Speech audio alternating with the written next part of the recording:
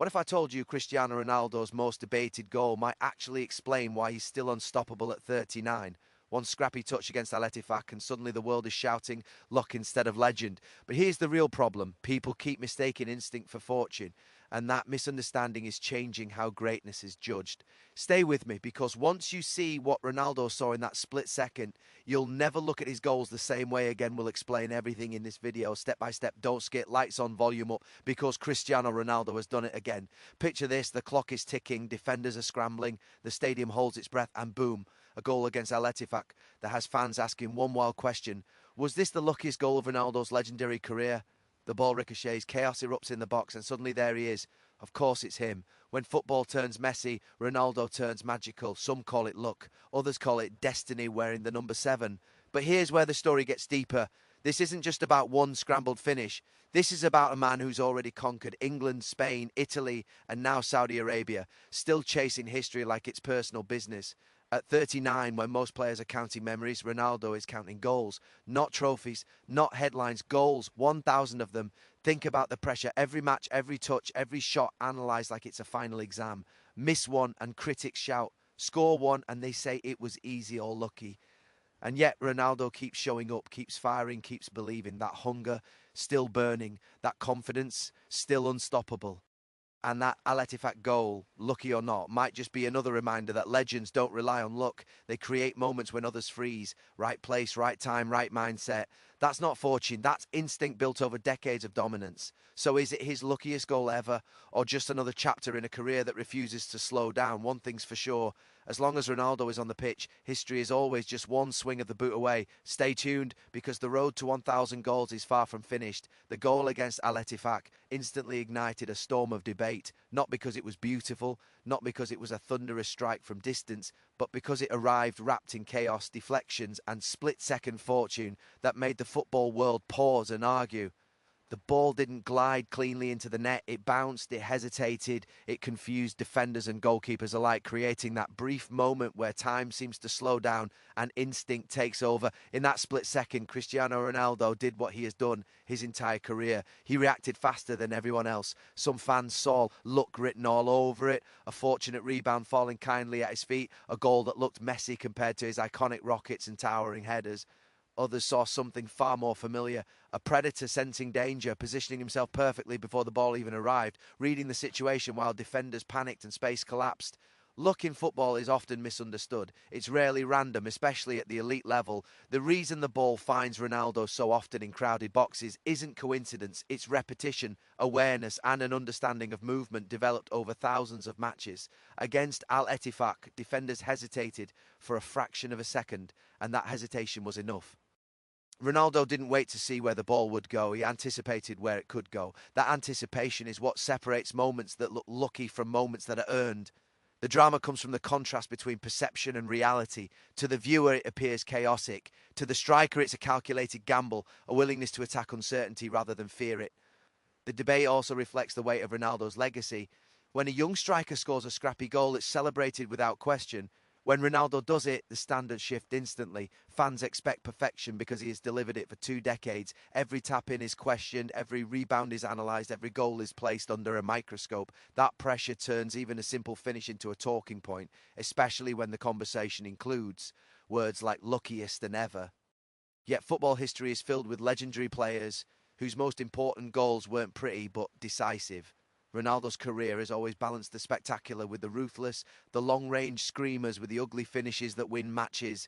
The Al-Ettifaq goal also symbolises the chaos Ronaldo thrives in.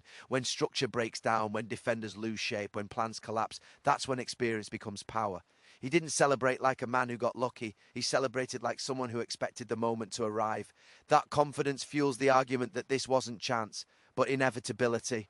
The ball could have fallen anywhere, but Ronaldo made sure he was there. In a sport defined by moments, this goal reminded everyone that instinct under pressure often looks like luck to those watching from the outside, while for the player living inside the moment, it's simply execution born from habit, hunger, and an unshakable belief that the next chance will always belong to him at an age when most footballers have already stepped away from the spotlight or quietly accepted reduced roles.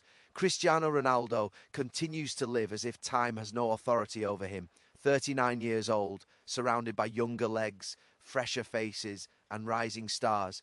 Yet his mindset remains locked onto a single relentless obsession: scoring goals. Not chasing applause, not collecting farewell tributes, but hunting numbers that feel almost unreal. The idea of reaching 1,000 career goals would sound impossible for nearly any player in history. Yet for Ronaldo, it has transformed into a living target, one he openly acknowledges, embraces, and relentlessly pursues. That honesty alone speaks volumes about his mentality. What makes this pursuit remarkable isn't he just the number itself, but the consistency required to believe in it at this stage of a career. The body ages, recovery slows, injuries linger longer, and motivation naturally fades for most athletes. Ronaldo, however, has built his entire professional life around defying those patterns. His training, diet, sleep routines, and discipline are not side details, they are weapons designed to extend his relevance. Each goal scored now carries extra weight, not because of the competition, but because of the message it sends. That ambition does not expire with age. Every match becomes part of a long calculation. How many games remain this season? How many chances per match? How many goals needed to keep the dream alive?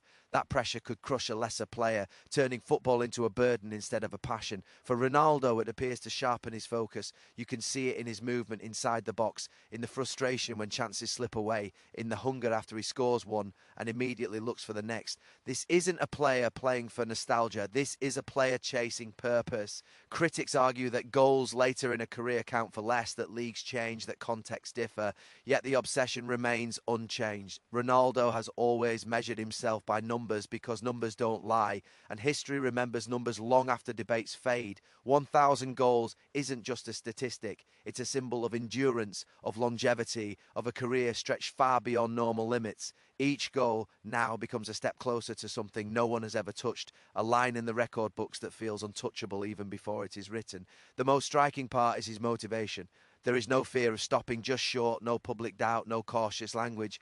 He speaks about the target with calm confidence as if it is already within reach. That belief fuels everything else. The crowd reactions, the headlines, the criticism, all fade behind that internal mission. At 39, Ronaldo is not trying to prove he was great.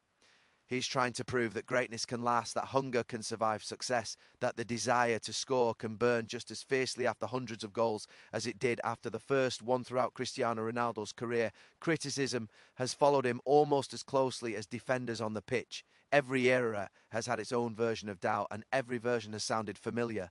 When he scores spectacular goals, the praise is loud but brief.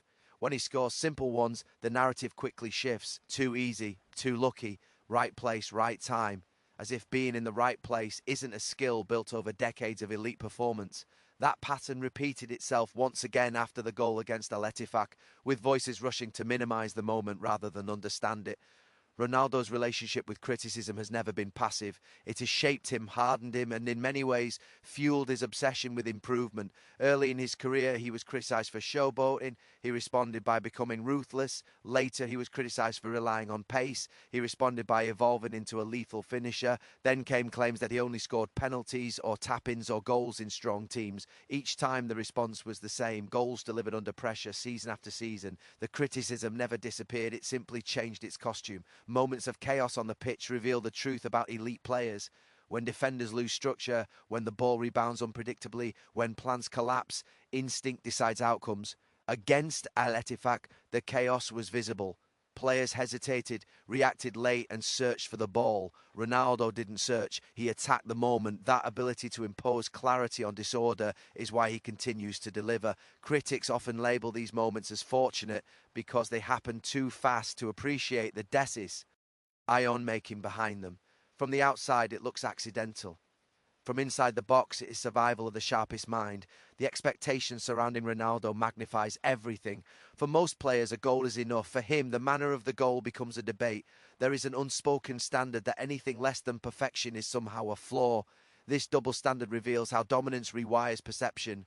When excellence becomes routine, people stop appreciating consistency and start demanding spectacle. Yet football is not won by aesthetics alone, it is won by decisiveness.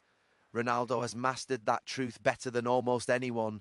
What critics often overlook is the mental strength required to keep delivering under constant scrutiny. Every missed chance becomes a headline, every quiet game becomes a narrative, and still, when the moment arrives, he answers, not with words but with action. That resilience is part of his legacy. He doesn't wait for approval. He doesn't adjust his ambition to silence critics. He embraces the noise and moves through it. The Al Ettifaq goal fits perfectly into that pattern, a reminder that when chaos strikes and pressure peaks, Ronaldo's instinct remains intact, sharp enough to turn doubt into yet another moment written onto the scoresheet. The goal against Al Ettifaq represents far more than a single moment in a match. It stands as another signal that Cristiano Ronaldo has no intention of slowing down, regardless of age, league, or expectation.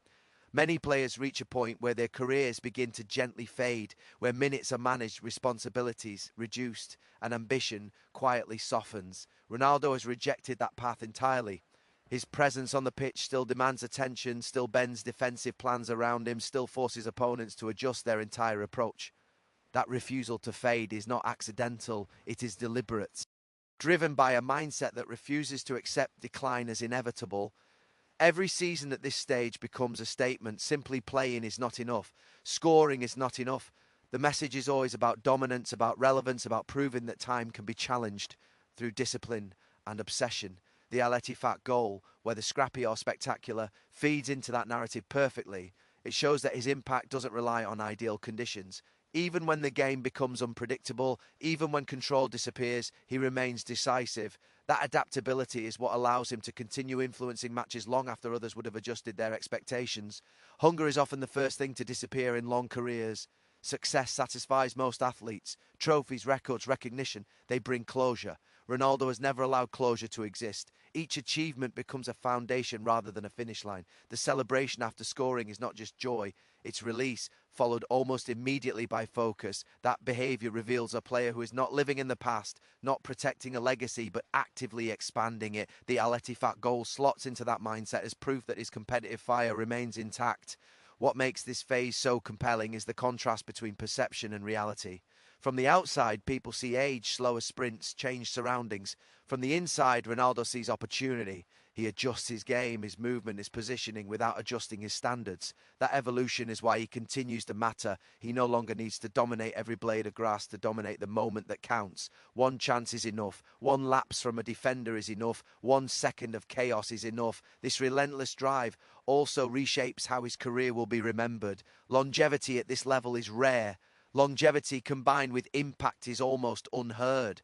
Every goal scored now adds another layer to an already towering legacy, not as an echo of former greatness, but as evidence of ongoing relevance. The Al Ettifaq goal becomes part of a larger story, one that speaks to refusal, resistance, and an unbreakable relationship with competition. It tells the story of a player who does not measure his career by decline, but by continuation, by the constant pursuit of the next moment, the next goal, the next reason to remind the world that as long as he is on the pitch, slowing down is simply not part of the plan. Don't forget to like them for listening and unsubscribe, BQ.